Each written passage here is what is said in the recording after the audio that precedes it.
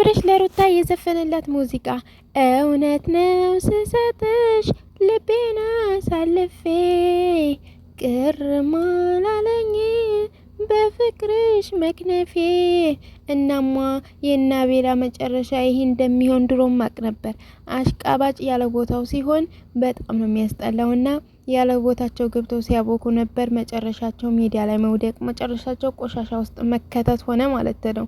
እና የማይጠቅም ነገር ሆኑ። መጨረሻቸው የማያጠቅም የማያገለግል ነገር ሆነው ታዩ ለአብርሽና ለሩታ እና አቤላ ማለት ነውና ዛሬ አይታችኋል እንግዲህ አቤላ ዛሬ ማለት ነው እኔ ግርም ምን ያለኝ አብርሽ አቤላ ያለውን ነገር ነበር ሲያደርግ የከረመውና ዛሬ እንግዲህ እንዴት እንደቆረጠለት አላቅም።